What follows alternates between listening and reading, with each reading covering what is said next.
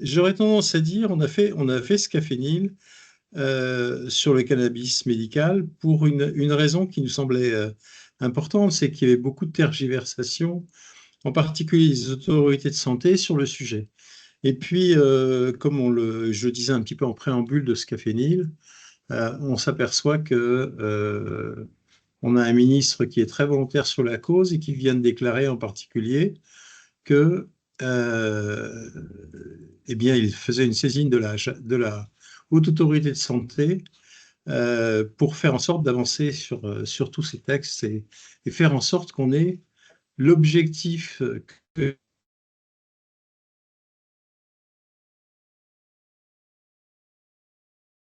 Ouais, c'est là. On ne t'entend plus. Oui, Gérard. Olivier, on ne t'entend plus. Olivier, on ne t'entend plus.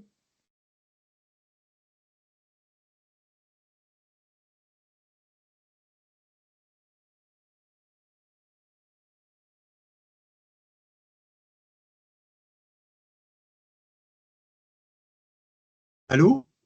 Oui, Ah, voilà. on ne t'entendait plus.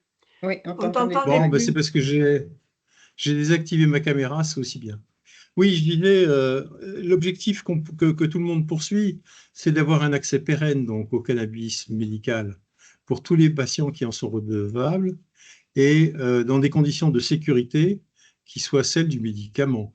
Donc avec un encadrement par les professionnels de santé, euh, un, un contrat thérapeutique avec les patients, entre professionnels et patients, autour de cette notion extrêmement ténue qu'est la prescription et la prise en charge d'un patient, et puis une distribution par un circuit qui est un circuit sécurisé, qui est le circuit des pharmaciens.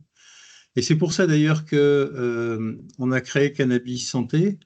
Et je vais passer la parole tout de suite à Mado pour qu'elle nous explique un peu tout ça et qu'elle nous explique la, je vais dire, la position des patients euh, par rapport au cannabis thérapeutique. Oui, Cannabis Santé est une coalition de professionnels et de patients qui a pour objectif donc cet accès pérenne. Et vous trouverez donc le manifeste qui est mis dans les discussions à votre disposition. Voilà, Mado. Merci Olivier de me donner la parole. Donc moi je suis Mado Gilanton, je suis présidente de l'association Apaisée. Je représente les patients au sein du CST de la NSM cannabis médical. Donc je ne vais pas reprendre la genèse de pourquoi les patients se sont engagés, si ce n'est qu'à un moment donné, des patients en total abandon de traitement se sont mis à prendre du cannabis, soit à l'étranger, hein, beaucoup à l'étranger, soit qu'ils le cultivaient.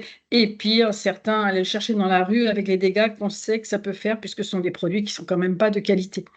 C'est face à cela et au sein de mon association, puisque moi je souffre d'une syringomyélie et d'une malformation de Chiari, donc spasticité, douleur chronique sévère, et que moi-même j'ai été soulagée par du cannabis plante, que j'ai vu ce que ça pouvait faire, parce que nous avons quand même des patients qui sont parfois polymédicamentés, hein, âgés, avec d'autres pathologies encore, parfois des pathologies cardiaques, des choses comme ça, que je me suis dit qu'il fallait s'engager à tout prix pour que les médecins, ces patients soient suivis par des médecins et que le traitement soit égal, hein, que ce soit tout le temps le même, parce que bon, quand on fait un peu sa tambouille, il faut bien dire qu'on n'a pas la même chose. Alors, avant de parler des patients, moi, je voudrais parler des médecins qui se sont engagés au sein de l'expérimentation, les médecins et les pharmaciens, qui ont le courage. Et je dis bien le courage de s'engager à devenir expérimentateurs en quelque sorte, à inclure des patients suite à l'annonce de la NSM, parce que il y en a pas, c'était pas si simple. D'abord, ça prenait beaucoup de temps, surtout au départ, hein, quand on ne savait pas manipuler les produits. Que dans ces médecins, il faut bien dire qu'il y a des médecins qui étaient tout à fait dubitatifs, mais qui, devant la souffrance de leurs patients, quelle que soit l'indication, se sont dit, eh bien, pourquoi pas essayer un nouveau traitement médical mis à notre disposition, qui s'appelle un traitement à base de cannabis plante. Et ces médecins-là, et je voudrais souligner leur courage, parce que parfois ils l'ont fait sous l'insulte de certains de leurs confrères qui restaient dans une idéologie, qui n'avaient pas trop réfléchi. Et il faut bien le dire, et la NSM l'avait souligné, nous n'avions pas d'études cliniques robustes. Et les indications qui ont été retenues ont celles qui avaient le plus d'études cliniques à l'étranger, mais robustes, non. Voilà, donc ça, c'est vraiment important. Et c'est vraiment important de dire que ces médecins-là se sont engagés parce qu'ils étaient en face de patients sans alternative. Ils n'avaient plus rien à leur donner et qu'ils ont décidé, malgré certains, je le répète, leurs doutes, ils ont décidé d'essayer le traitement. Je tiens à souligner qu'aujourd'hui, ces médecins-là sont nos meilleurs avocats. Et ce sont ceux qui se battent le plus pour que le cannabis médical continue à être à disposition, parce qu'ils y ont trouvé pour un certain nombre de patients la solution. Hein. Alors, on ne va pas dire que c'est du miracle et que c'est du 100% et que c'est de l'eau de lourde. Non, c'est pas ça. Mais c'est un certain nombre de patients, et là, le rapport de la DGS le montre, c'est un certain nombre de patients, effectivement, on a eu vraiment des résultats qui ont permis d'avoir une qualité de vie importante. Alors, une qualité de vie, je rappelle, ce n'est pas un confort de vie. Hein. Une qualité de vie, c'est bien autre chose. C'est en particulier des patients qui avaient des symptômes qui altéraient leur vie au quotidien depuis des années pour beaucoup d'entre eux, un patient chronique, que ce soit dans la douleur, on parle beaucoup de la douleur, mais il y a aussi les spasticités. Et qui n'a pas vu un patient spastique ne peut pas trop savoir ce que c'est. Les spasticités, les effets secondaires des chimiothérapies, les épilepsies pharmacorésistantes, et puis les scléroses en plaques, bien sûr, avec douleurs sévères et spasticité résistante. Et puis, bien sûr, il ne faut pas oublier non plus la qualité de vie en fin de vie, parce que c'est un sujet très important aussi. Et nombre de médecins de soins palliatifs se sont énormément engagés là-dessus et crient aujourd'hui donnez-nous les produits, parce qu'on a des patients tous les jours qu'on pourrait soulager dans leur fin de vie, et malheureusement, on ne le fait pas. Donc, les résultats sont publiés, mais moi, je voudrais vous parler au quotidien ce que ça a pu être. Et ça, ce sont des témoignages soit de patients, soit de médecins qui nous auront rapporté des faits. Je voudrais vous parler juste de cette maman qui a une sclérose en plaques, qui vient d'accoucher, et on sait, 3 mois après, réactivation des symptômes, en particulier des spasticités. Cette maman ne peut plus s'occuper de son bébé, parce que, étant spastique, je vous invite à porter un bébé, c'est un peu dangereux, et elle ne peut plus rien faire autour de son enfant, et elle ne pourra pas non plus reprendre le travail. 3 semaines de traitement. Elle recommence à s'occuper de son enfant, et elle reprendra le travail dans les délais qu'elle avait prévus. Voilà quelque chose de très important. Je vais vous parler de ce monsieur qui est suite à une intervention sur une hernie discale, est en fauteuil. Il souffre aussi d'une maladie de l'aïeul, donc une maladie assez douloureuse aussi. Et il est passé de la fauteuil à la canne. Il faut savoir ce que c'est qu'un fauteuil et ce que c'est qu'une canne pour voir quel est le progrès. Je vous parlerai aussi d'une patiente souffrant d'une syringomyélie avec spasticité et douleur sévère, qui est au fond de son lit. Hein, elle est jeune, elle a 30 ans, elle est au fond de son lit en position fétale parce qu'elle ne peut rien faire. Aujourd'hui, elle travaille, elle a repris son travail, elle a repris des activités, elle a même repris le sport. Donc, tous ces patients-là, n'oublions pas que quelqu'un qui retravaille est quelqu'un qui n'est plus à la charge de la société. Donc déjà, quand on fait un peu de macroéconomie, c'est intéressant de le savoir. Et puis, d'autres patients qui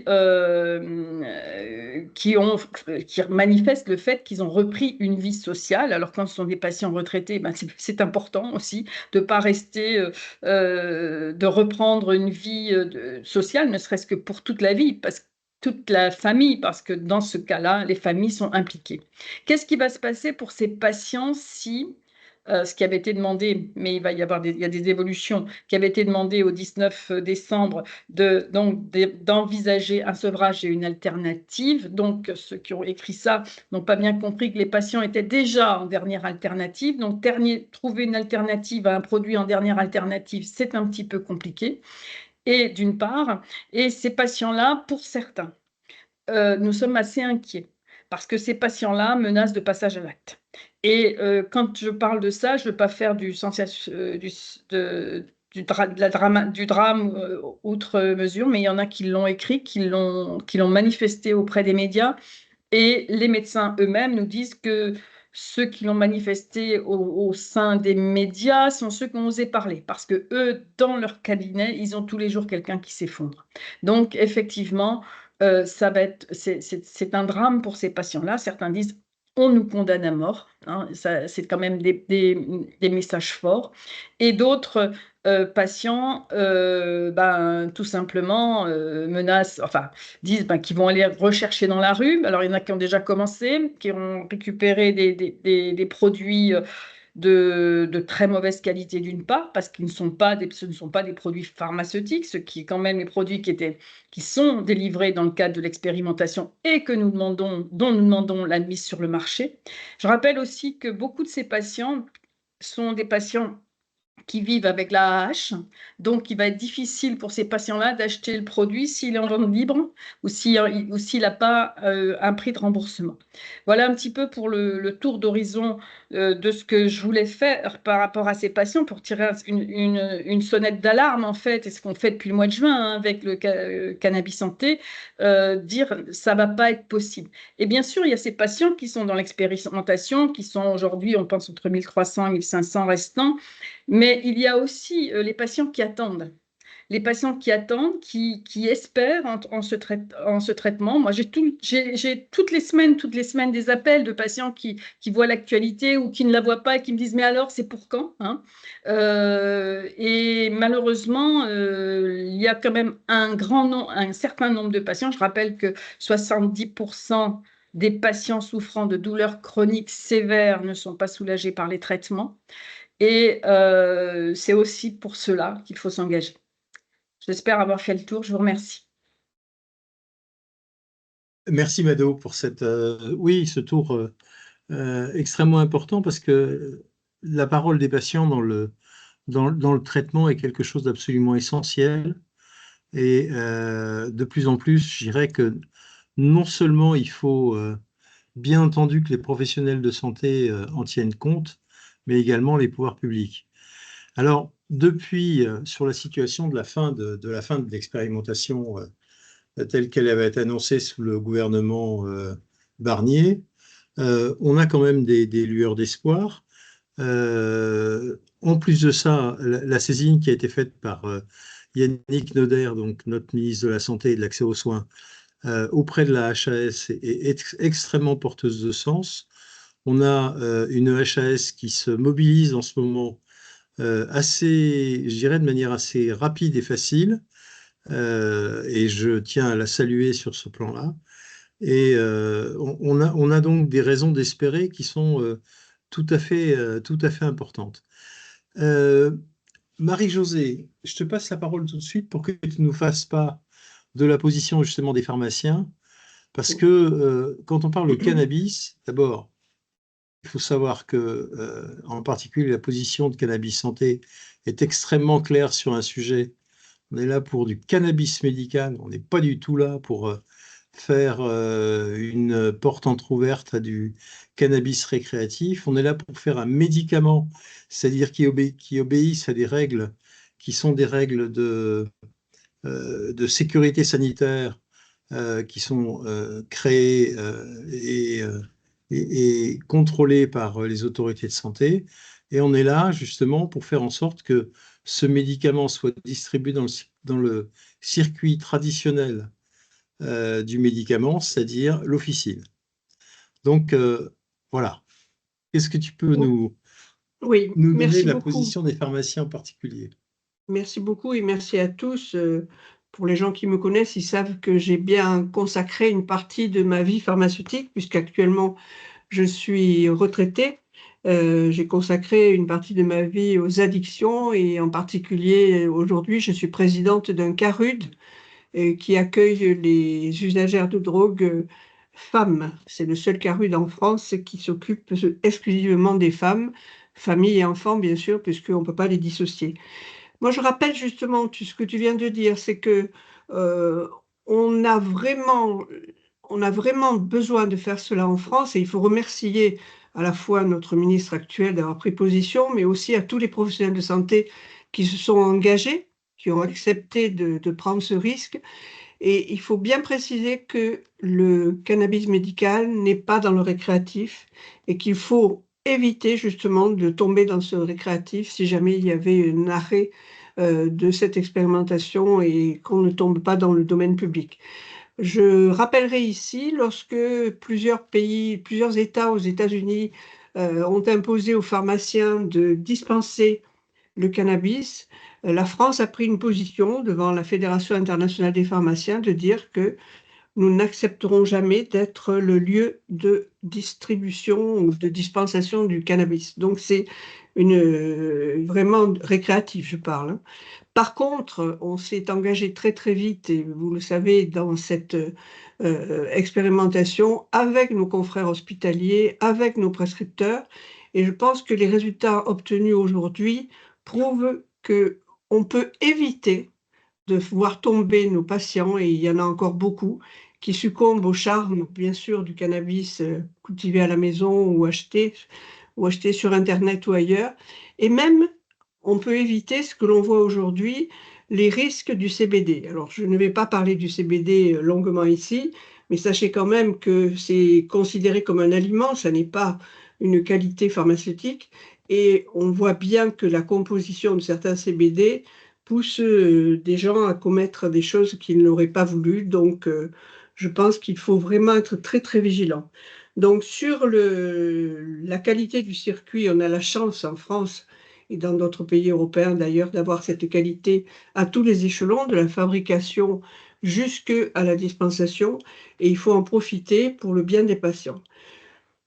Pour les pharmaciens qui se sont engagés, reconnaissent tous que même s'il n'y a pas 100% de résultats, il y a quand même un pourcentage tellement important de gens soulagés et qui demandent effectivement non seulement le maintien, mais plus loin même de passer dans le droit commun et que le cannabis devienne un vrai médicament avec autorisation de mise sur le marché.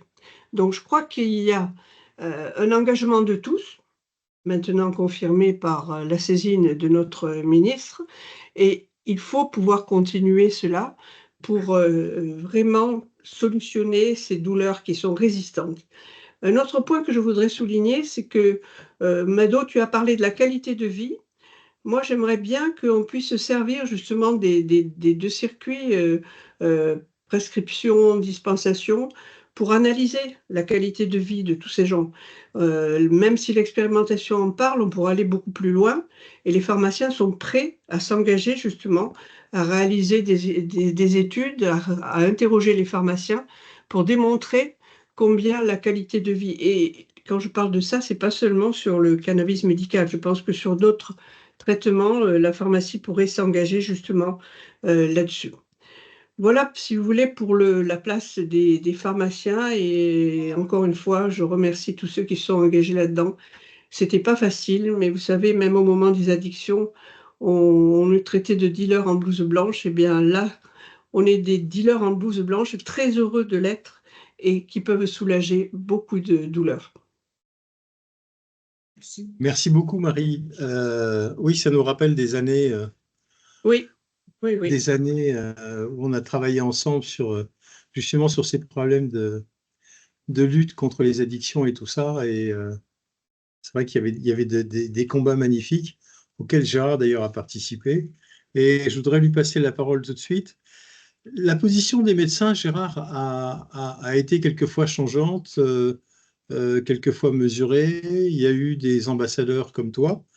Qu'est-ce qui fait que ce traitement par cannabis médical est quelque chose qui a été soutenu par la profession, que l'expérimentation a été faite dans les meilleures conditions possibles, que d'ailleurs ça a été reconnu par un rapport positif de la direction de générale de la santé. Voilà, quelle a été l'implication et quelque part, est-ce que tu peux nous faire part justement de je dirais, de cet engagement d'un certain nombre pour porter la prise en charge le plus loin possible. Merci Olivier. Bien sûr, donc je crois qu'il faut qu'on rappelle l'histoire. L'histoire, c'est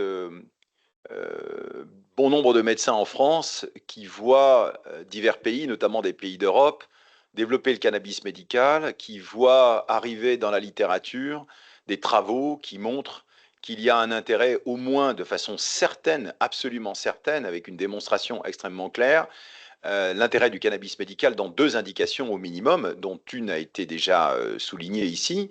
La première, c'est la spasticité liée aux affections du système nerveux central, où le THC, ce fameux tétrahydrocannabinol, qui est celui qui pose tant de problèmes en termes, je dirais, de santé mentale, eh bien lui, donc c'est un traitement efficace de la spasticité dite réfractaire. C'est-à-dire quand la spasticité n'a pas répondu à tous les traitements disponibles, quand on utilise le THC, eh bien on a un nombre important, c'est-à-dire en fait un pourcentage important de répondeurs qui ont une qualité de vie transformée. Ça a déjà été dit, et ça aujourd'hui c'est complètement démontré. D'ailleurs, ça a été démontré suffisamment bien. Ça a amené à discuter la mise en place d'un produit, la disponibilité d'un produit qui s'appelle le Sativex en France, et pour des raisons diverses que je ne discuterai pas ici, il y a plus de 10 ans, ce produit n'est pas arrivé dans les mains des Français. Donc il était ailleurs, il était disponible, mais pas en France. Donc on avait quand même un accès compassionnel à ce médicament via donc des autorisations temporaires d'utilisation à l'époque. Deuxième grande indication où les choses ont complètement changé, c'est les épilepsies donc pharmacorésistantes de l'enfant dans le cadre de maladies graves.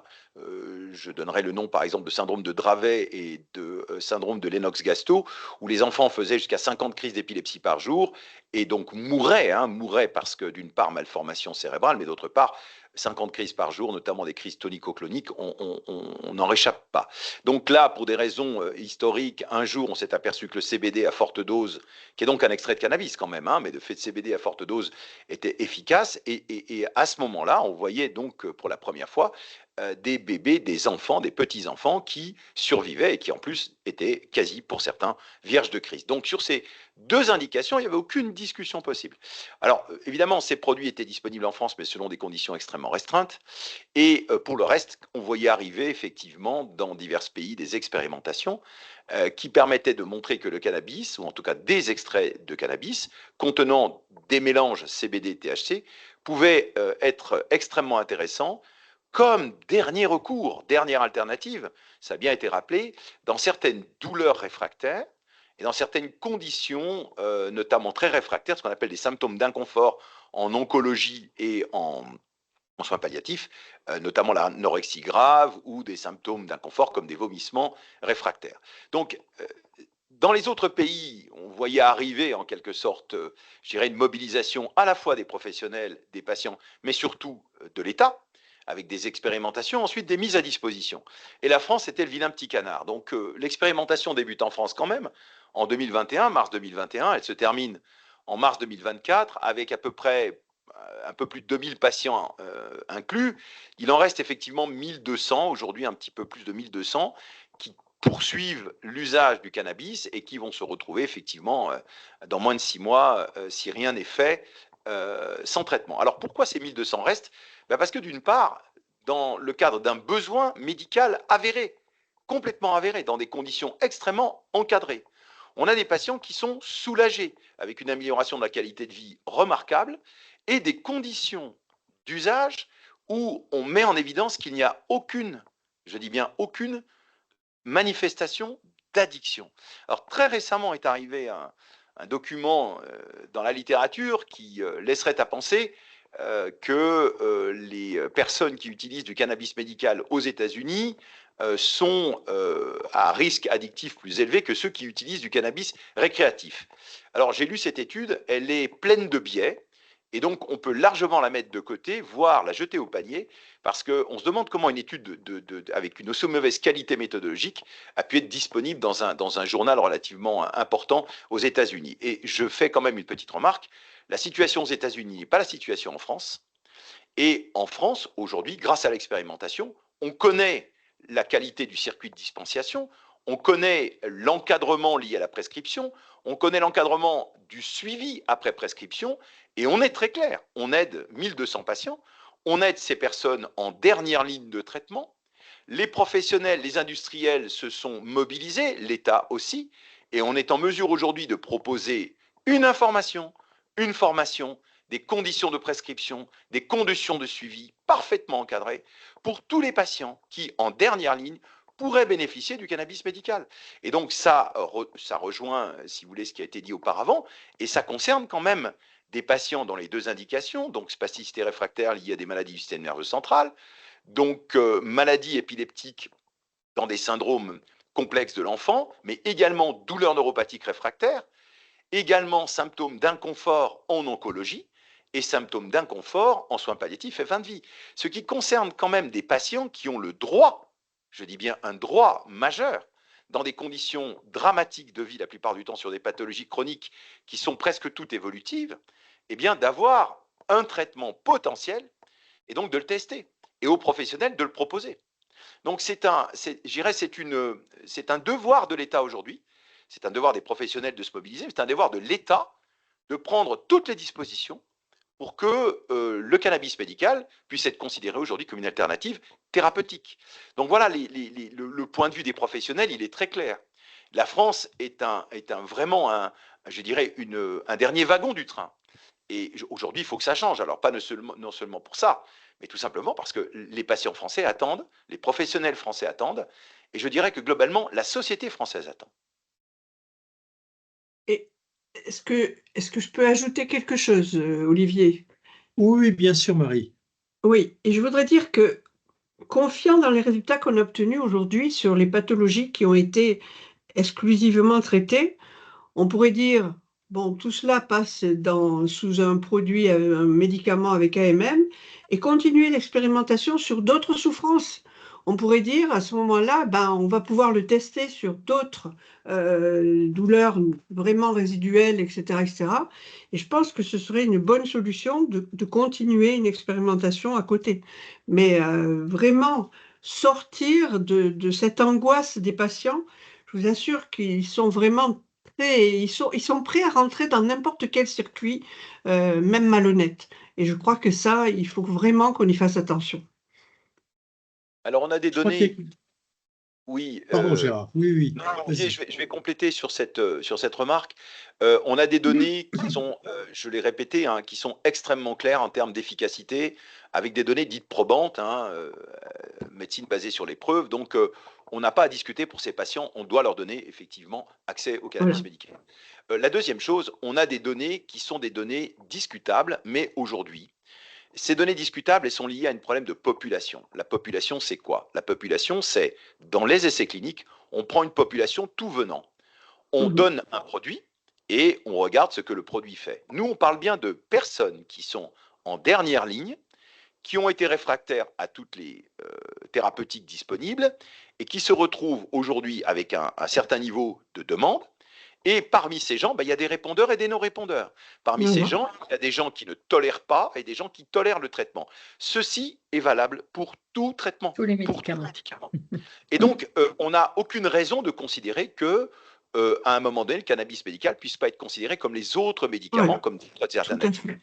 Et le dernier point, pour les douleurs en général. Le problème de la douleur en général, c'est qu'il n'y a pas de douleur en général, il y a des situations douloureuses extrêmement hétérogènes et variées.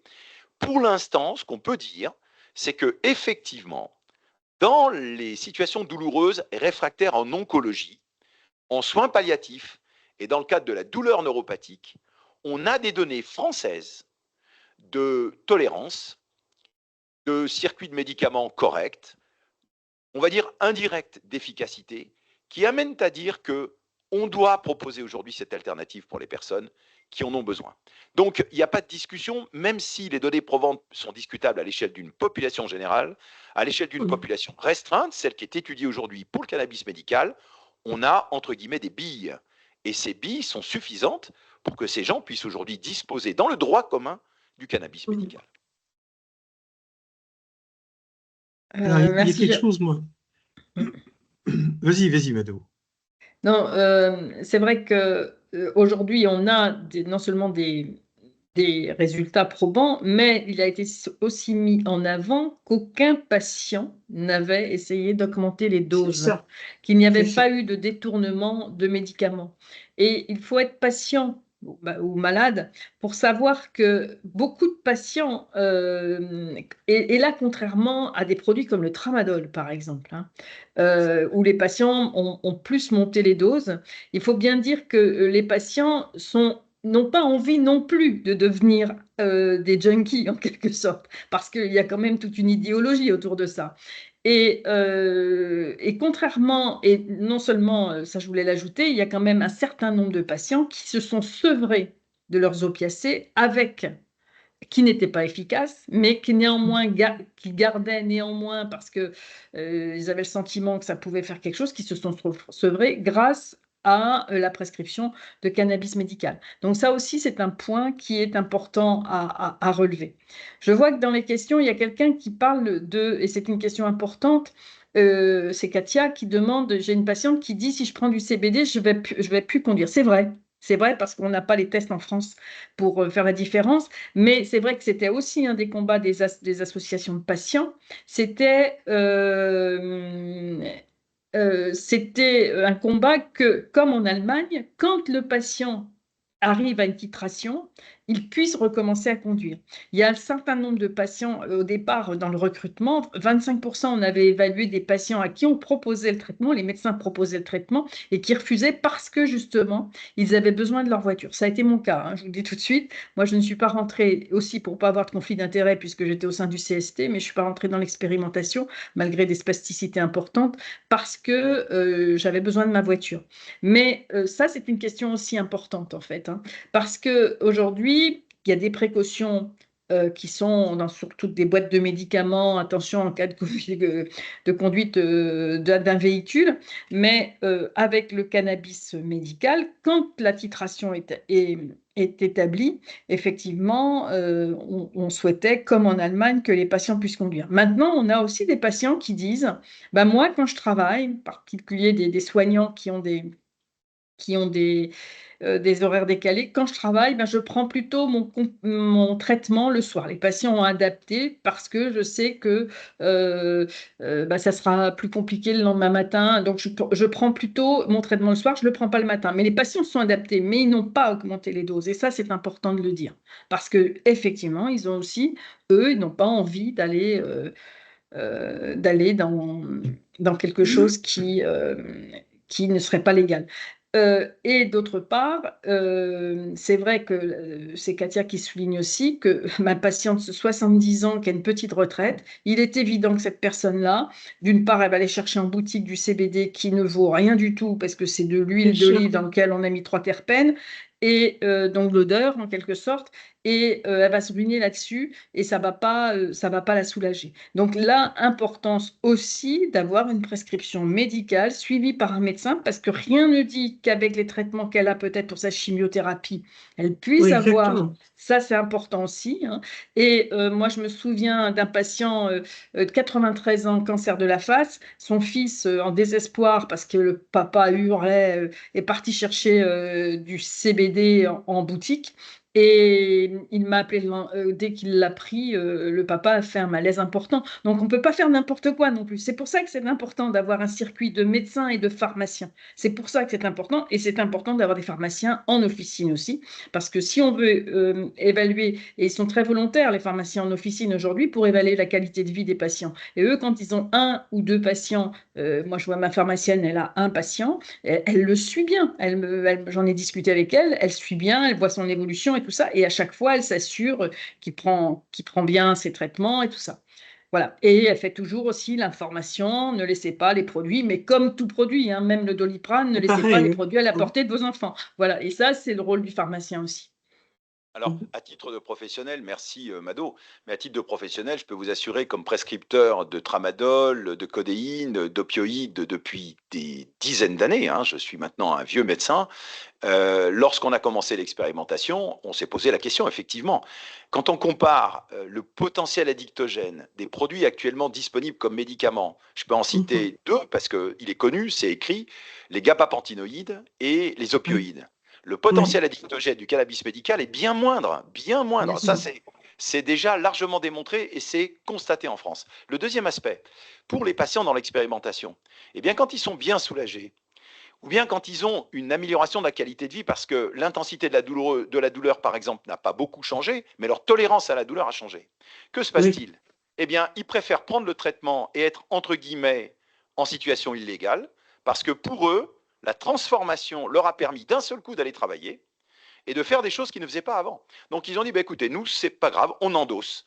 Alors, moi, je dis, mais vous n'avez pas le droit de conduire, je vous le dis. Oui, mais je conduirai quand même. Voilà. Donc, on est arrivé dans une situation qui est un peu rocambolesque parce qu'on est dans une situation, effectivement, d'amélioration nette de l'état de santé général, avec quand même une contrainte majeure pour que celle-ci, entre guillemets, soit dans une administrativement acceptable. Le dernier point sur lequel on peut revenir, je pense que nous, en tant que professionnels, on a une certitude. On a une certitude quand on est confronté à des patients qui utilisent le cannabis. Ce qui manque en France, c'est l'information des médecins et la formation des médecins sur cela.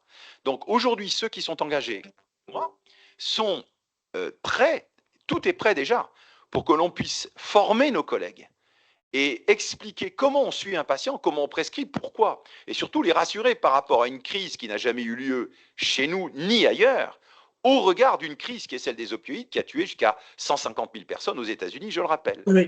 Donc voilà pourquoi aujourd'hui, on est très tranquille avec cette affaire-là.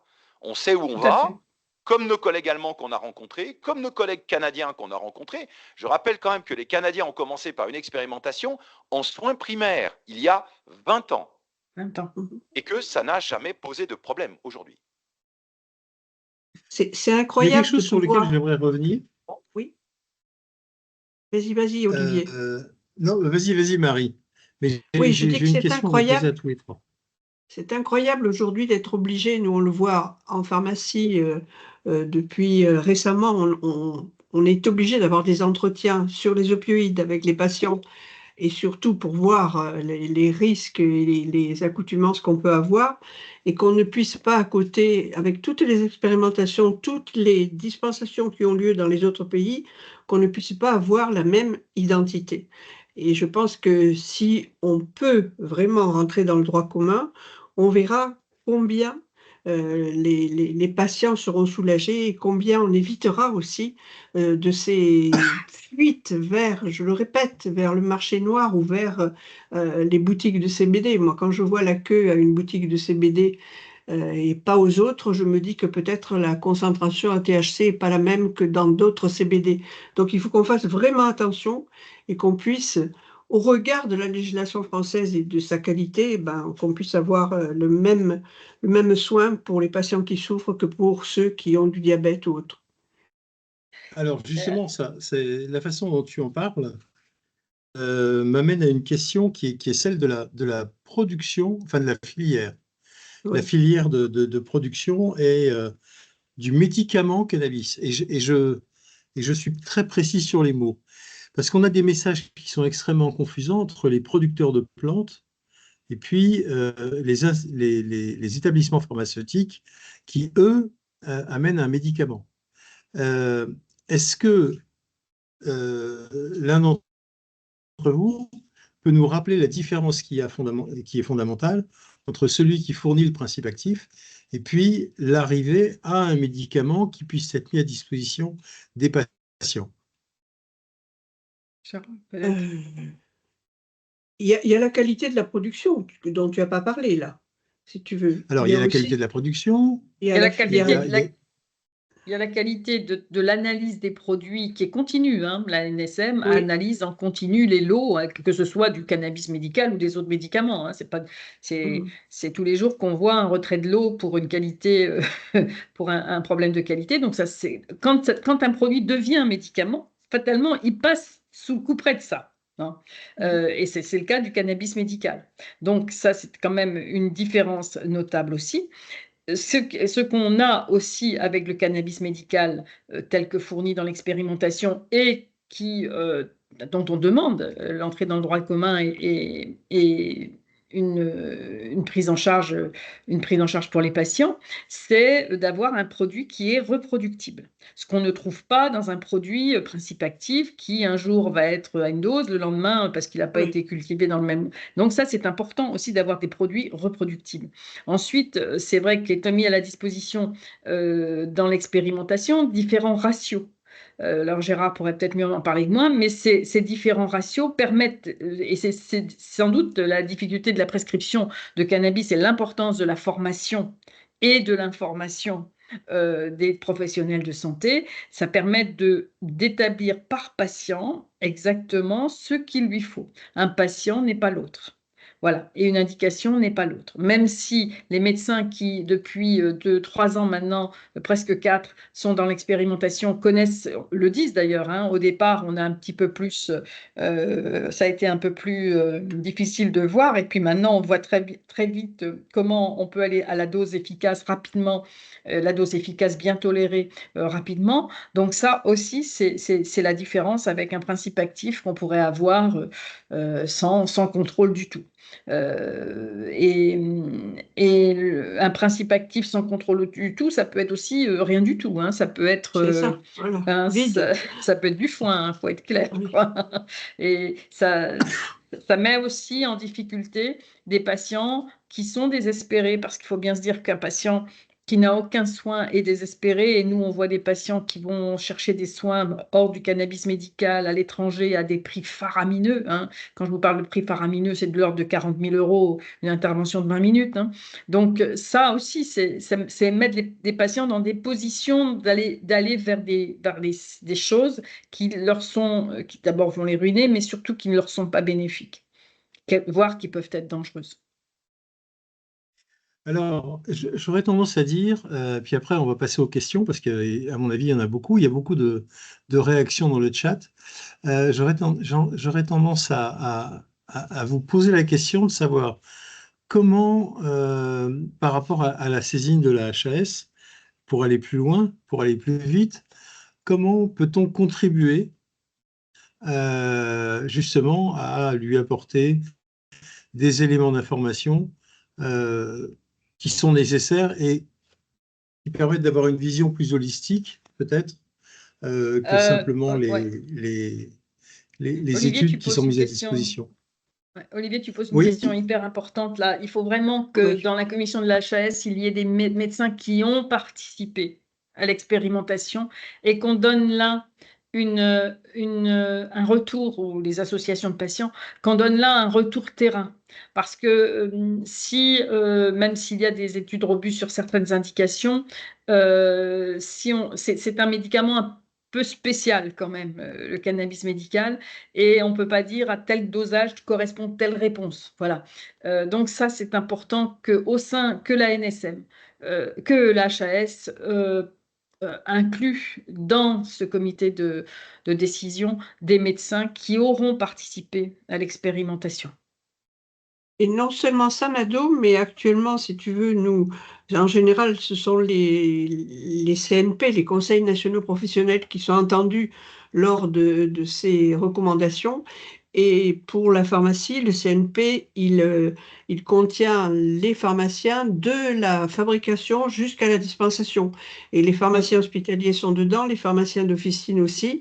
Et on aura à cœur, justement, de mettre des gens qui ont participé de façon à pouvoir eux-mêmes tester ça. Mais il faudra beaucoup de patients.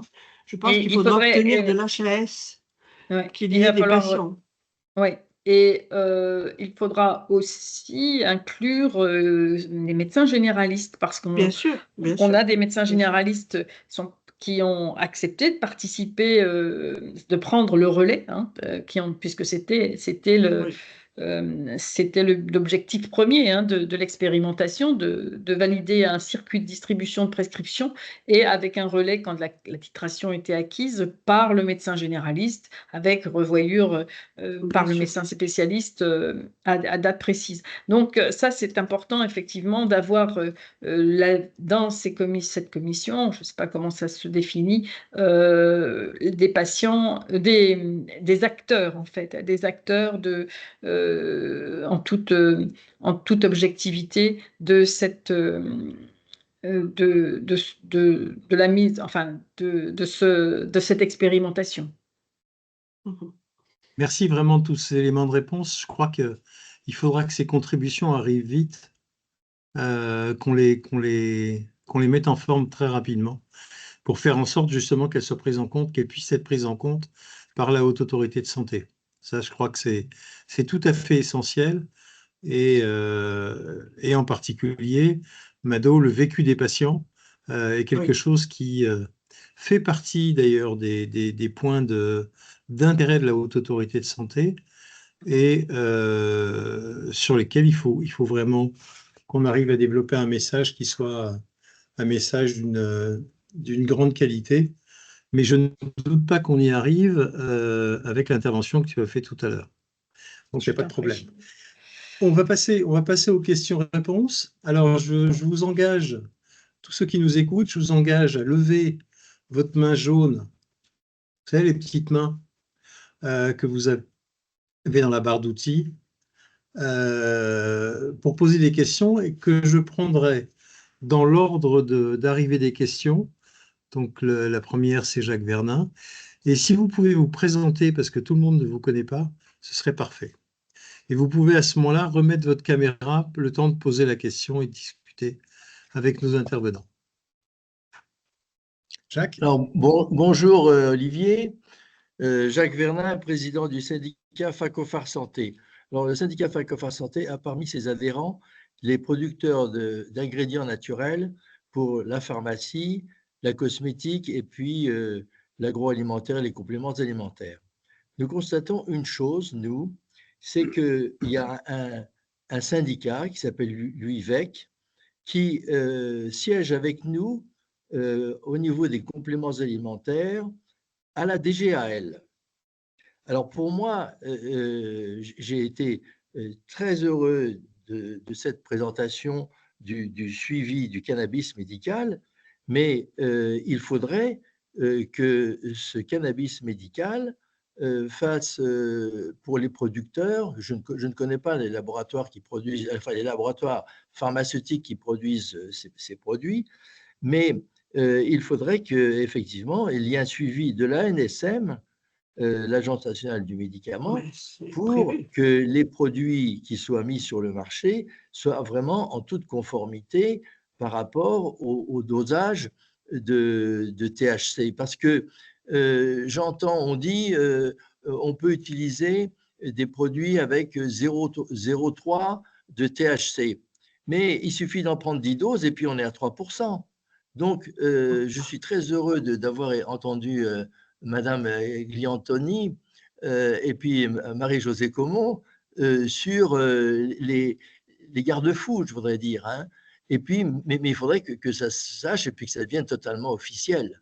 Hein, le cannabis médical. Et puis, je ne vois pas toutes ces boutiques-là qui émergent partout de vente de cannabis et cannabinoïdes. Enfin, voilà. Ma question, c'est quand il y a quelque chose d'officiel et quels sont les producteurs des produits reconnus officiellement. Alors, dans l'expérimentation… mais pas par la DGAL, la Direction générale de l'alimentation. Ben, là, il y a une dérive possible. Normalement, pour les produits pharmaceutiques, enfin, c'est pas normalement, c'est comme ça, c'est effectivement l'ANSM. Dans l'expérimentation, il fallait, comme nous ne pouvons pas, il n'y a pas encore autorisation à produire en France, les produits viennent en grande partie d'Australie, hein, les principes actifs, parce qu'en Australie, ils sont à plus de 50 indications, je crois. Hein. Ils viennent d'Australie, mais ils sont distribués en France par des laboratoires pharmaceutiques.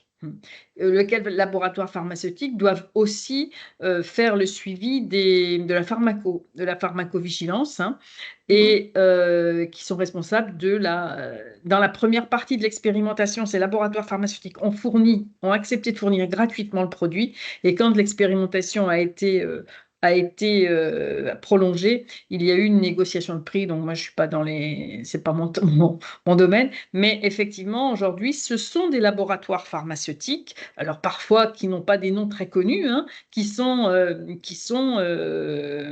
dans la fabrication. Et effectivement, l'UVIEC en particulier défend les producteurs qui seraient eux-mêmes des producteurs pour la mise en conformité par des laboratoires pharmaceutiques avec des normes pharmaceutiques. Mais et de sécurité en particulier. pour la question de M. Werner, c'est qu'effectivement, il y a toute une législation qui va concerner, comme pour les médicaments, et on l'espère définitivement le cannabis médical, mais on attend toujours une position un peu ferme de la NSM sur le cannabidol. Et pour le moment, on attend. Donc, on ne va pas mélanger les deux sujets parce que c'est pas la même chose, mais on aimerait bien avoir une possibilité, au lieu de considérer le cannabidol comme un aliment simplement, que l'on puisse avoir vérification et peut-être une normalisation de sa fabrication et de sa composition. Merci. Est-ce qu'on a d'autres questions? N'hésitez pas à lever la main ou à prendre la parole. Alors, il y a quelqu'un qui demande si tous les pharmaciens vont devoir suivre une formation obligatoire pour la prescription de cannabis médical. Non, non, non, c'était dans le cadre de l'expérimentation qu'il y avait une formation obligatoire dont on a levé après 2 ans le fait qu'il fallait répondre à un quiz et tout ça. Mais ce qui serait bien, c'est que malgré tout, les pharmaciens, lors des congrès de pharmacie ou autres, se forment eux-mêmes. Mais il ne va pas y avoir d'obligatoire. Il y aura une information, mais je pense que les pharmaciens sont suffisamment professionnels aussi pour, s'ils ont un patient qui est sous cannabis médical, mais comme s'ils ont un patient qui reçoit un vaccin,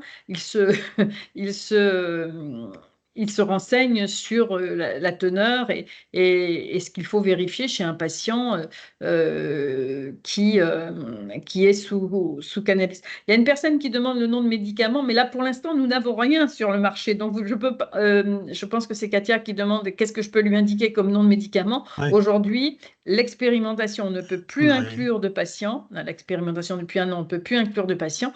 Et pourquoi aujourd'hui on est mobilisé, c'est justement sur la mise à disposition l'entrée dans le droit commun du cannabis médical. Mais là, pour l'instant, on ne peut pas vous donner de nom de médicament puisque de toute façon, le médecin ne pourra pas le prescrire. Mais effectivement, si on arrive à une situation où les patients, où le produit va être rentré dans le droit commun, son médecin pourra lui prescrire et il y aura un certain nombre de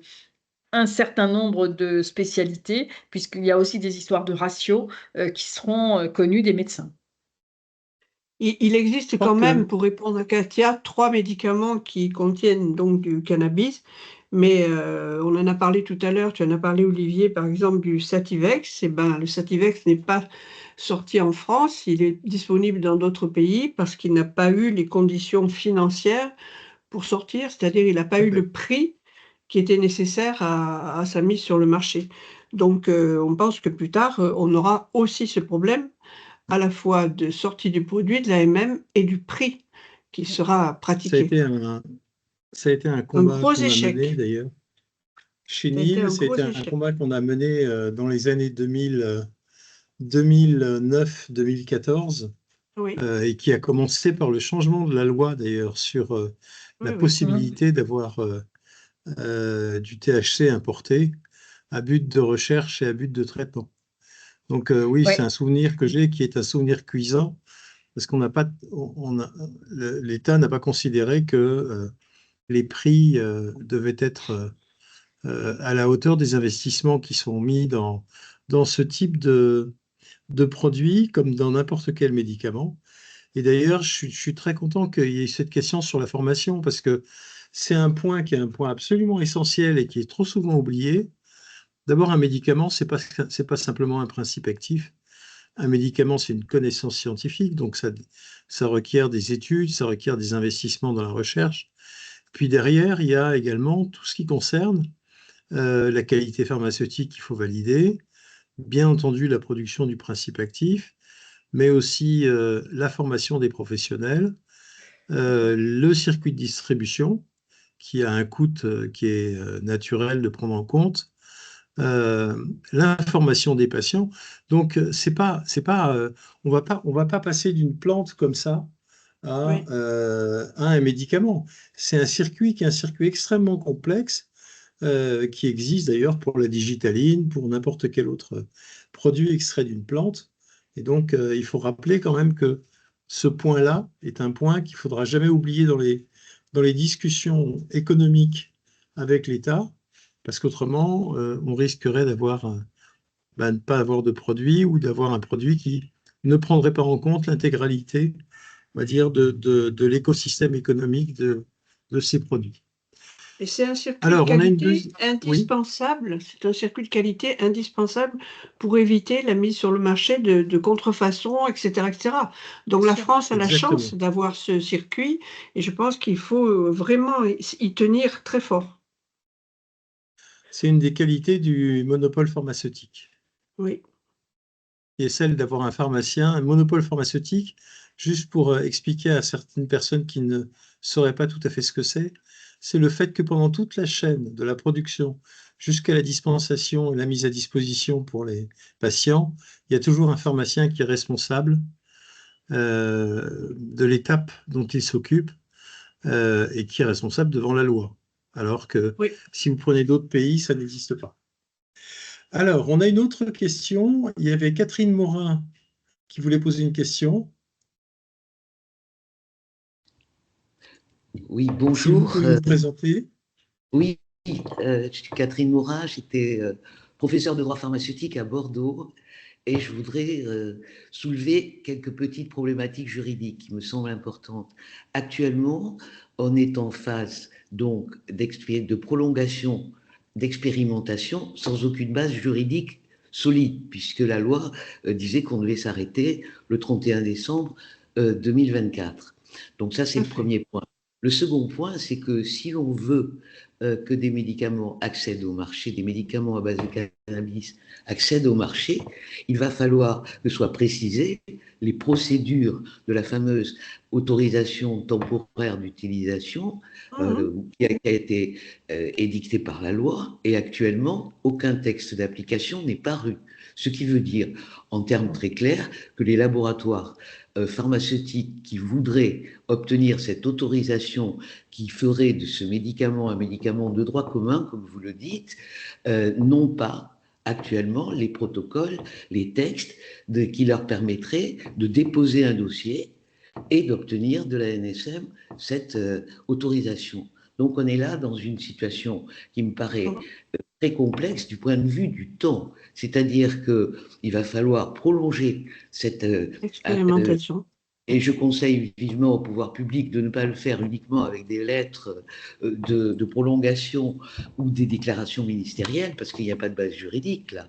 Actuellement, il n'y a pas de base juridique. Et en même temps, il faut imaginer qu'avant que des médicaments de droit commun tels que prévus par la loi soient mis sur le marché, il va y avoir encore un assez long délai. Donc moi, je suis très inquiète sur le fait qu'il va falloir prolonger cette expérimentation le temps que l'on obtienne des produits, comme vous l'avez tous dit, validés tant au niveau de la production qu'au niveau de la qualité, de l'efficacité, etc.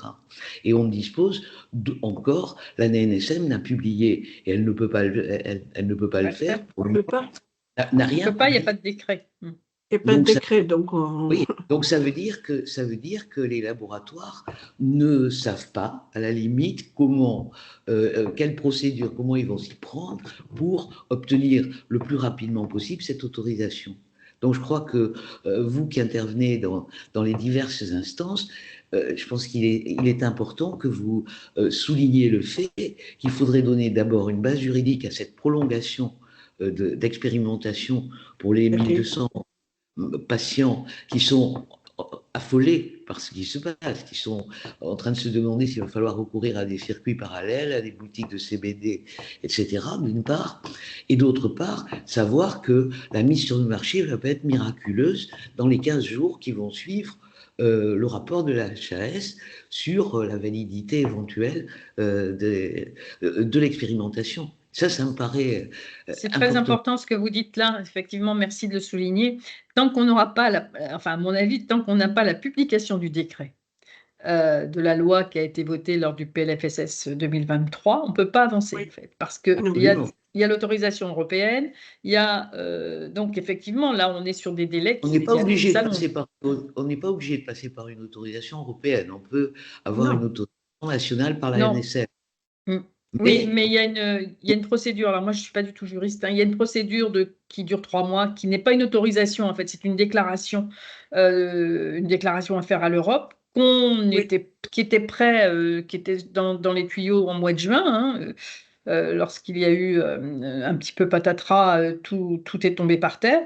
Mais sans ça, on ne peut pas tellement avancer. Alors, est-ce que le ministre a fait une saisine à l'HAS de façon à travailler de concert en quelque sorte? Mais c'est vrai que vous avez raison.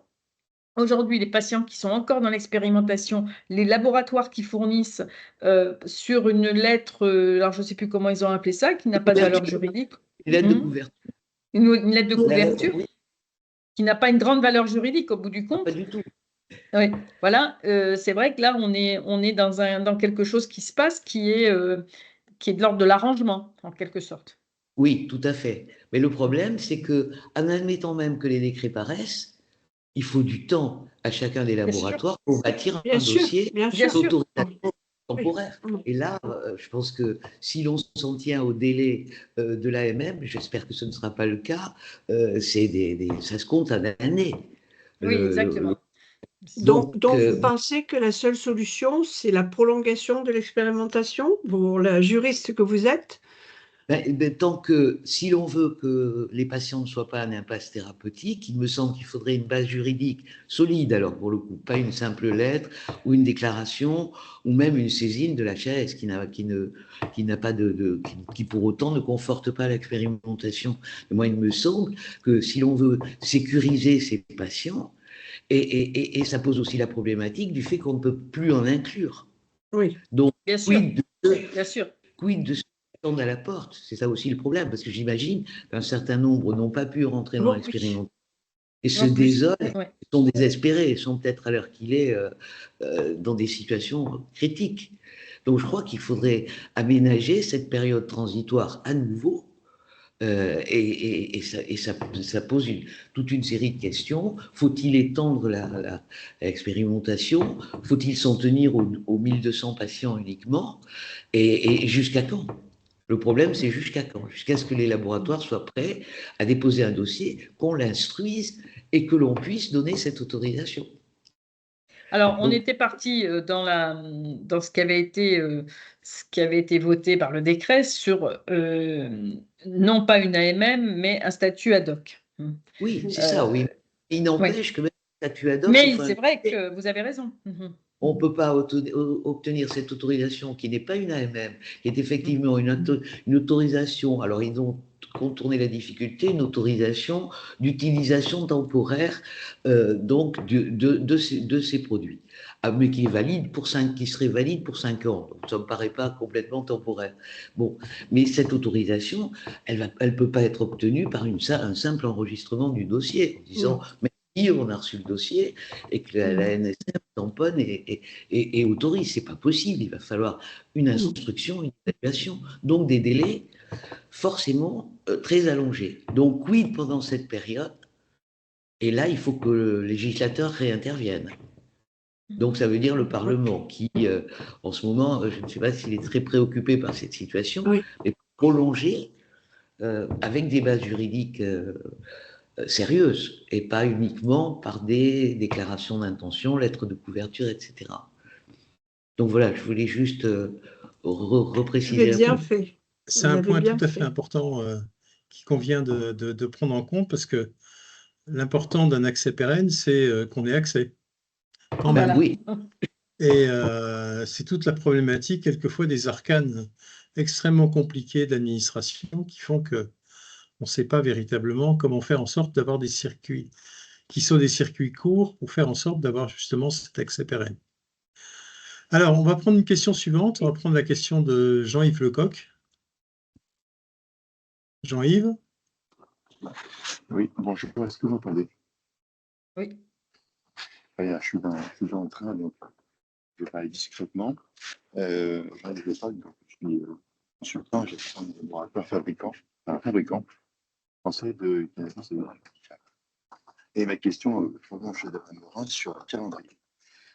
Aujourd'hui, les projets de recteur n'ont pas été envoyés à l'Europe pour une procédure de TRIPS. C'est environ 3 mois d'examen. qu'il faut au moins 3 mois à les laisser une promesse, soit le dossier d'AUT dans les délais raisonnables. En parallèle de ça, le collège de la HRS va être saisi pour émettre des recommandations qui sont absolument fondatrices. Quand vous avez Pas mal. On a des problèmes de communication. Est-ce qu'on peut déjà répondre aux premiers éléments par rapport au calendrier? Je n'ai pas entendu là.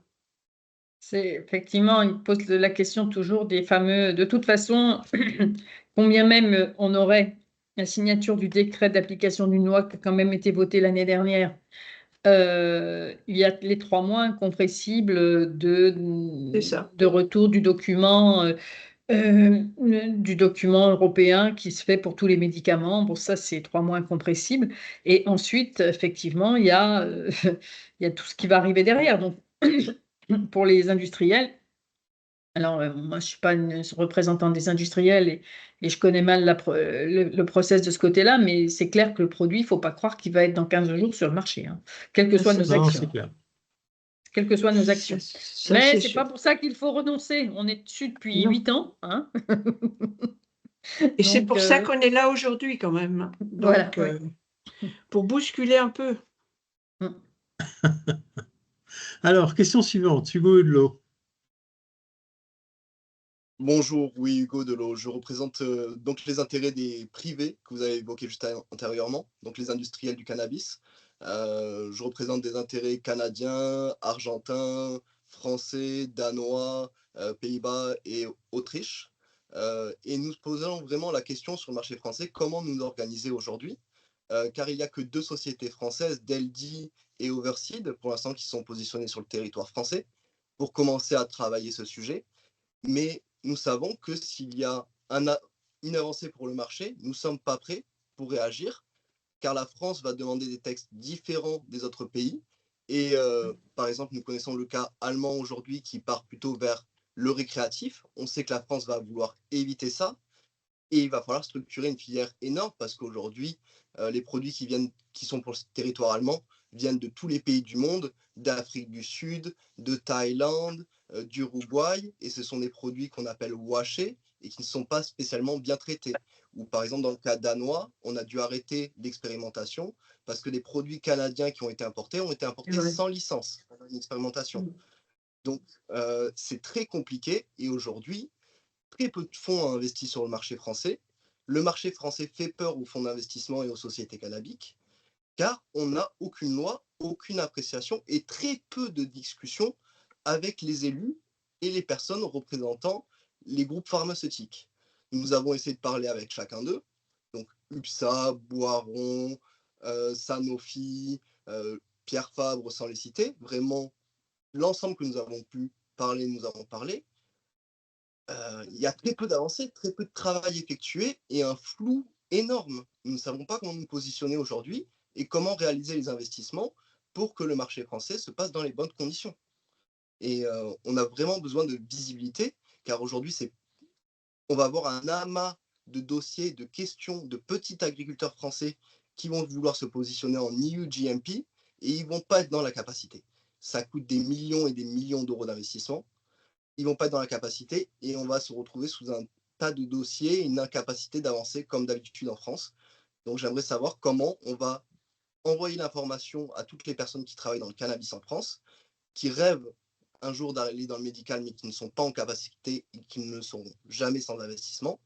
Comment peut-on faire un plan de route pour ces sociétés françaises ou ces sociétés étrangères qui souhaitent investir sur le territoire français pour créer la valeur localement et une production locale et avancer sur les questions de sécurité. Merci.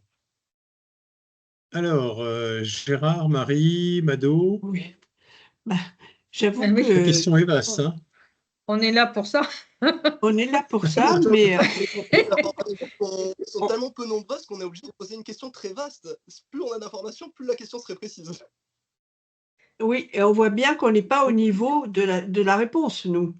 On voit bien que la réponse, elle va se situer dans des On a une mobilisation, parce que là, on a un café-nil de 1h30. On a une mobilisation, pour ma part, je crois que ça fait 8 ans que je ne crois pas être retraitée. Hein, j'ai 71 ans, je ne crois pas être retraitée parce que là, je crois que je passe au moins une journée par semaine sur ce sujet.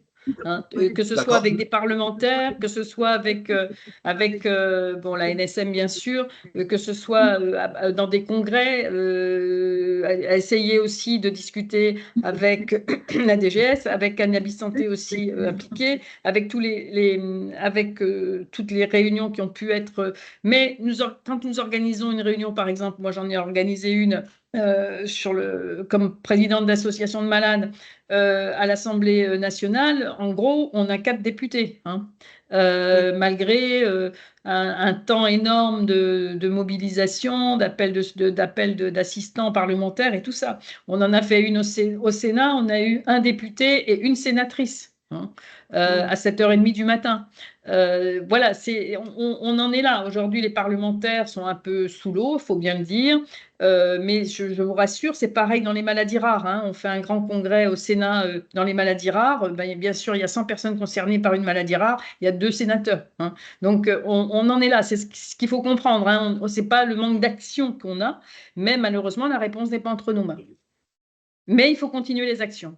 C'est pour ça qu'on fait beaucoup d'actions médias, parce que malheureusement, aujourd'hui, il n'y a que ça qui peut. Et je vois que de plus en plus, il y a des médecins qui sont dans l'expérimentation et des patients qui sont inclus dans les expérimentations, qui localement parlent dans les journaux locaux, dans les télévisions locales et tout ça, et de plus en plus avec des témoignages de réussite. Mais ça, on ne peut pas aller au-delà de ça. Nous, on n'est pas juriste malheureusement, et on n'est pas non plus au gouvernement, et on n'est pas non plus, je dirais, et on subit le fait qu'on ait des changements successifs de ministre de la Santé qui, pour certains, reprennent le dossier sans le connaître, et on reste sur une idéologie de base. Voilà. Mais le but du Café Nil de ce matin, c'est quand même que tout le monde se mobilise. Si vous êtes tous autour de la table à poser ces questions, c'est bien que vous avez envie de nous aider. Donc je pense que à la fois le manifeste, à la fois, si vous voulez, ce Café Nil et toutes les actions qu'on peut avoir les uns et les autres, ça ne pourra aller que dans ce sens. Mais on n'y arrivera pas tout seul. Alors, question suivante. Thibaut Bettencourt. Oui, bonjour à tous. Vous m'entendez, vous me voyez? Pas de problème? Oui. Ok. Bon, je me présente succinctement et je poserai ensuite ma question. Donc, actuellement, je suis chef d'entreprise en cours d'incubation. La question du cannabis et du cannabis médical, c'est une question qui m'intéresse depuis maintenant de nombreuses années. Et il se trouve que dans le cadre de cette incubation, nous sommes en train de développer, enfin d'essayer en tout cas de développer, un modèle industriel plurisectoriel qui intégrerait en son sein des zones de production de plantes, donc bien entendu de cannabis médical en chambre de culture, conforme aux normes UGMP, et des systèmes de valorisation énergétique de déchets. Donc, je vais avoir plusieurs questions.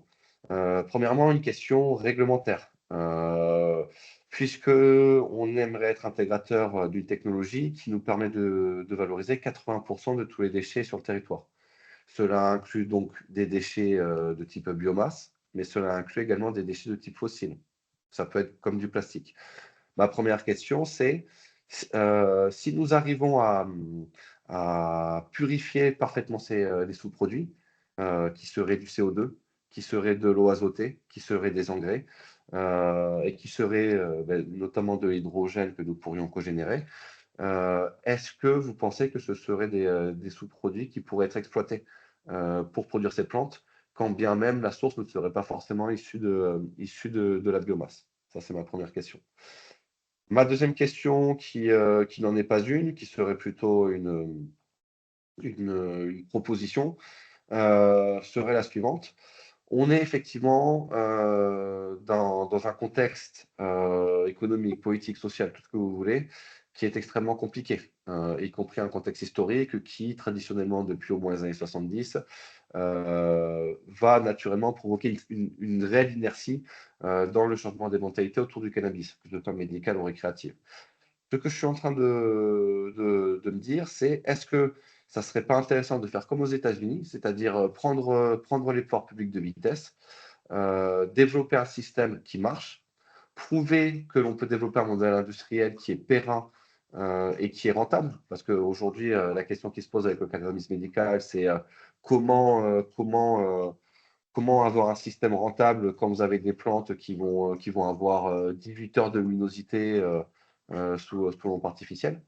Donc, ma question, ce serait, est-ce que ce ne serait pas intéressant de proposer un modèle industriel rentable, prouver que ça fonctionne, générer du chiffre d'affaires, pourquoi pas en exportant la matière? Parce que si on ne peut pas consommer ou si on ne peut pas vendre, enfin, si on ne peut pas fournir aux patients de la matière sur le territoire national, est-ce qu'il ne serait pas intéressant de quand même essayer de produire sur le territoire national et de fournir nos partenaires européens? On le voit en République tchèque, on le voit en Pologne, on va le voir en Allemagne, on le voit dans un nombre croissant de pays à l'international, y compris en Asie. Voilà. Désolé, mes questions sont un peu longues. Si je dois répéter, je le ferai. Mais, Non, non, non, voilà, non, non, parce qu'on va arriver, on a encore une question et je voudrais qu'on termine à 10 heures comme d'habitude.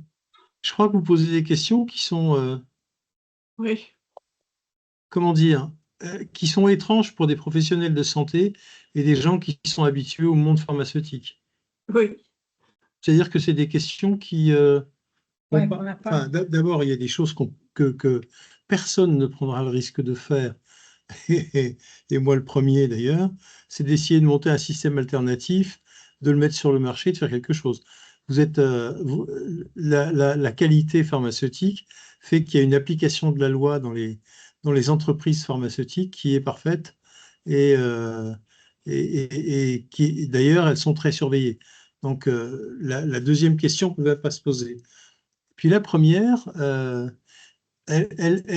pour moi, elle illustre un peu ce que l'on a comme problématique à l'heure actuelle quand on discute avec les autorités.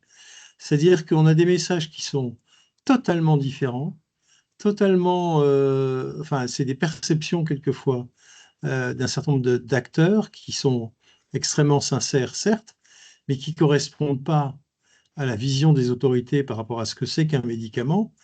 Et au bout du compte, tout ça, ça fait que les politiques, même ceux qui veulent nous servir la cause du cannabis médical, sont un peu dans la confusion, savent pas toujours comment répondre, trouvent pas les éléments fiables sur lesquels s'appliquer.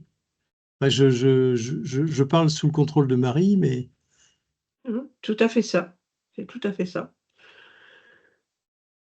Je pense pas, si tu veux, c'est... qu'on puisse imaginer quelque chose de parallèle. Pas du tout. Ah non. Alors, je ne Non, parle pas de faire quelque chose de parallèle. Je parle vraiment de faire quelque chose comme aux États-Unis. Aux États-Unis, c'est le marché qui s'impose aux politiques. Peut-être que prendre ce Mais type bon, d'initiative et En prendre des France, c'est risques, la santé publique. ouais, ah oui, voilà. ça alors là. Et eh puis alors, ben, je vous signale que peut-être que changer de paradigme concernant le ferait cannabis, avancer les choses.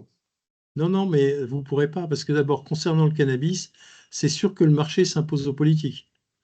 C'est le moins Oui. qu'on puisse dire, Oui, c'est le cannabis c'est- récréatif. effectivement. Avant que le cannabis médical fasse un véritable marché, il va falloir qu'il y ait déjà quelques mois, voire quelques années. Donc, on n'a pas du tout envie de rentrer là-dedans. Je crois qu'il ne faut pas rentrer sur une technique qui soit une technique alternative. Il faut véritablement rentrer dans un circuit normalisé qui est celui qui aboutit à un médicament avec des règles qui sont connues par tous les acteurs, par les patients, et qui permettent de mettre en protection chacun des acteurs parce que les responsabilités de chacun sont bien établies. Celle du producteur, celle du distributeur, celle du fabricant, celle du Je reviens à ma pharmacien. première question dans ce cas. Non, non, mais alors Concernant, attendez, concernant mes Thibault, sous-produits, Thibault, je ne vais pas la est-ce que je prendre. pourrais les utiliser? Thibault, Thibault, je vais pas la prendre parce que j'ai encore une question qui est celle de Jean-Marie. Donc malheureusement, je peux pas me permettre d'avoir beaucoup de développement par rapport à cette question. Donc je suis désolé, mais vous pouvez nous poser des questions de toute façon par écrit et si on peut, on va y On va répondre, hein. répondre. D'accord, merci. Jean-Marie. Oui, alors, moi, d'abord, je voulais vous dire merci pour avoir alimenté ce débat parce que je me suis rendu compte que j'y connais rien.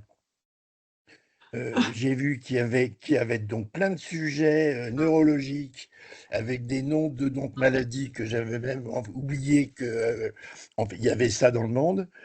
Et donc, je me rends compte que un des nombreux problèmes qu'on va avoir à résoudre, C'est c'est la l'information. formation des médecins de base comme moi. Mmh. Deuxième chose, c'est que j'ai eu en permanence l'impression qu'on était dans le même état qu'il y a une quinzaine d'années, quand avec quelques copains pharmaciens, médecins, on disait il faut qu'on vaccine en pharmacie. Ça paraissait absolument ingérable, impossible, illégal, et puis, en fait, ce qu'on a fait à l'époque, c'est qu'on a commencé à former les pharmaciens avec des médecins sur le geste vaccinal et sur en fait, tout ce qui se passait dans leur tête quand on leur parlait vaccin. Je pense qu'il faut faire pareil avec le cannabis thérapeutique. Mmh. Oui, la formation, elle est en légal, on a le droit, on n'est pas illégal si donc on se renseigne. Donc, moi, je pars de cette réunion avec une idée simple. Je vais aller embêter Gérard Mick, que je vois à Lyon, à la fac de Lyon, en lui disant, bon, écoute, il faut que tu nous aides à nous former. Donc, on va vous relancer. Je ne sais pas encore comment, je ne sais pas quand, mais en fait, on ne va pas lâcher le morceau. Troisième chose, et c'est la question que je me pose, est-ce qu'il y a déjà des outils de formation à l'usage médical fondés sur des preuves et sur des documents sérieux sur l'usage thérapeutique du cannabis? Bien sûr. Bien sûr. Oui, il y en Alors, a. il existe. Ouais. Alors, Ouais. Il existe il y a déjà Gérard qui a pas la pris la... formation qui a été faite pour les médecins et les pharmaciens voulant être expérimentateurs en quelque sorte. Et c'est vrai que c'est bien dommage, vu le travail qu'on a fait à la NSM et le temps qu'on y a passé à de nombreux, avec des professionnels et quelques associations de patients, de ne pas pérenniser ce truc-là. Nous, on se bat pour ça en se disant cette formation, elle devrait être mise en ligne pour tout le monde. C'est une formation très didactique qui a quand même été un certain investissement. Et je crois que ça aussi, c'est un des sujets. Donc, alors, moi, je vous Gérard. fais une demande très simple. Est-ce que Gérard a tout ça? Et Gérard, oui, si je te pose la question Alors, à la fac de Lyon, est-ce que oui. tu me fileras la doc? Alors, c'est extrêmement simple. En fait, aujourd'hui, elle est disponible pour tout le monde. Elle est, Oui. voilà, Oui. elle est disponible pour tout le monde. Elle est disponible en ligne. La Elle est particularité, disponible. là, je suis tout à fait dans le sens de Mado Gidanton. C'est un énorme travail. Il est excellent. Il est très utile pour les professionnels. Il peut parfaitement être adapté à des formations courtes, des formations plus longues. Et il est immédiatement utilisable. Donc, on a toutes les billes, on a toutes les données pour faire. Après, il faut Bon. simplement inclure dans des formations qui s'entendent comme étant des formations médicales continues ou des formations en Oui, séminaire. les pharmaciens, tout ça. Bien, Oui. Il faut le mettre dans le chat. Il faut le mettre dans le chat, le lien. Voilà. Le lien, oui. Il faut mettre le Bon. lien, comme ça tout le monde pourra l'avoir. Il faut aussi le Donc, mettre dans les orientations stratégiques de chaque professionnel pour que tout le monde sache qu'on peut faire ces formations.